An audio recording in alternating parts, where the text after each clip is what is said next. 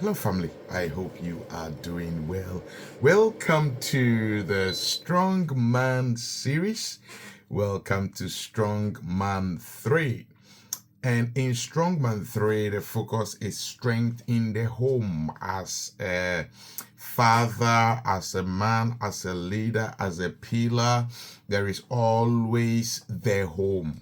It could be your physical home where you are the husband and you have children, or you're just the husband, or as a family, brothers, sisters, where you are the one taking the lead, or some form of family. We have different types of family constitution. Okay, some type of family, but you are the lead. You are the lead, and that you make a home where you are the lead. And where this is the case, you as a leader must show strength, whether as a father, husband, some form of a family leader.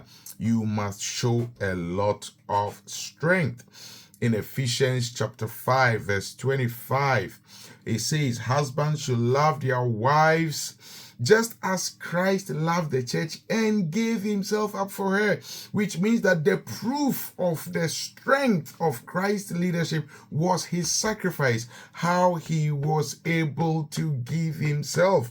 Okay, so that's point one. Straight away, you lead sacrificially. The strength of a man in a home, the strength of a father, of a leader, is in his sacrifice. How much are you willing to sacrifice in order for your family to make progress, to be safe, to feel protected and well cared for? The next one is to lead spiritually.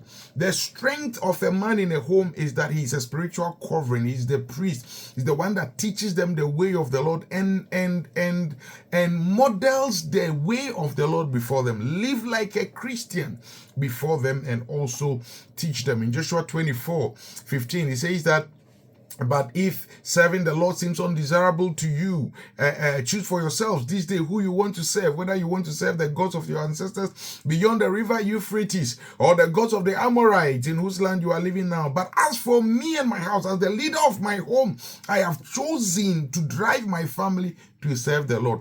Every strong leader, every strong man makes sure that he leads his family to follow Christ. Number 3 is to provide diligently.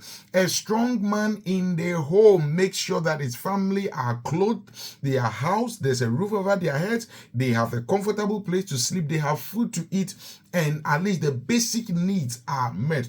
And if even you have to do menial jobs, whatever you need to do to bring money into the home, is the responsibility of a man. I always say this, to provide for your family. If you have a wife who is willing to stand beside you and help you, that is good. But don't just sit down, fall asleep, and leave everything into your wife's hands to provide for the family. That is an error.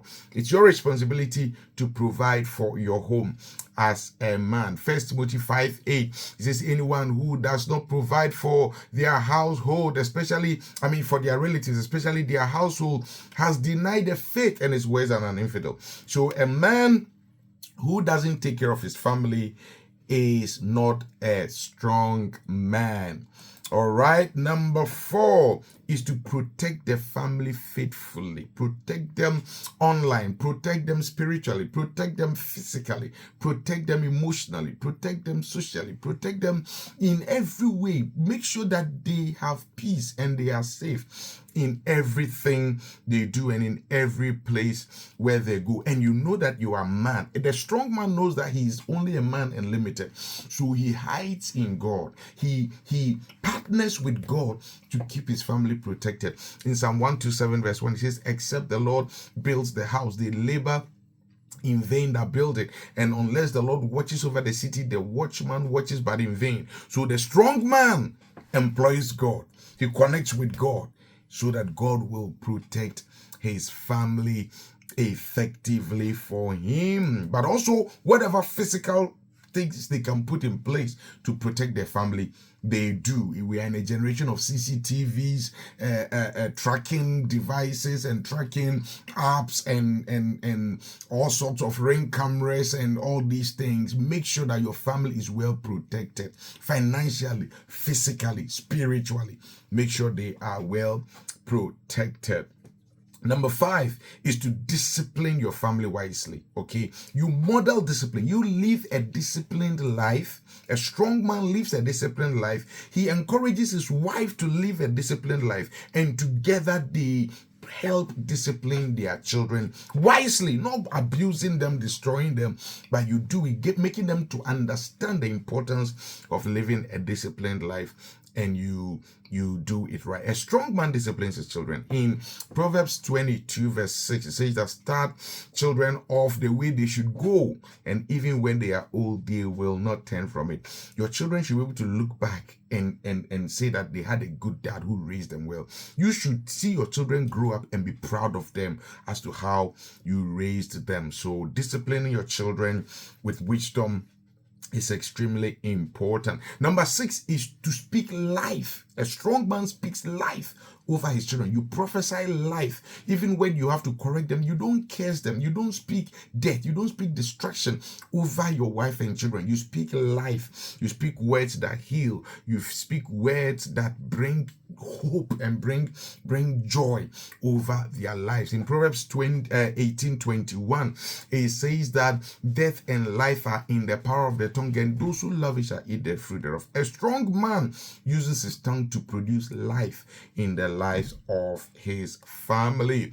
And number 7 is that you leave a godly legacy. A strong man leaves a godly legacy. You don't live a life that procures curses for your children to come and inherit. You don't live a life that leaves debt and confusion for your children to come and inherit. You make sure that whatever life you are living, right behind you, your children will hear good names. Your father was a good man. Your father left this inheritance for you. Your father was a blessing. Your father was a great man. That's the kind of inheritance. Your father was a godly man. Your righteousness, your good deeds follow you so your children can harvest them. In Proverbs 13:22, it says, a good man leaves an inheritance for his children's children, but a sinner's wealth is stored up for the righteous. Be a good man. Leave a legacy that your children's children will still come and enjoy whilst you are in heaven. God bless you. I'll come your way again with part 4 tomorrow. Be a strong man. Bye-bye.